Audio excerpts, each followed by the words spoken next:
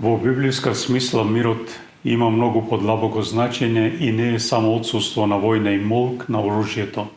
Мирот пред се представува целосна благосостојба, хармонија меѓу народите и меѓу луѓето и на секој поединец со Бога, а најважен е мирот во срцата на поединците, од каде произлегува и мирот во светот. Свесни сме за страдањата на многу народи, уништувањата и разрушувањата во многу земји, од кои најмногу страдаат невините и најсиромашните. Христос е кнез на мирот, нашиот извор на мирот, оној кој ги урива цидовите на омразата, оној кој не повикува да отфрлиме секакво насилство и неправда.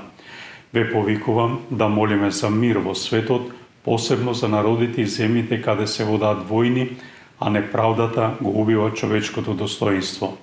Да молиме за водачите на земјите да работат за правда, која е плод на мирот, за да завладее во светот Христовиот мир, за кој копнее целото човештво.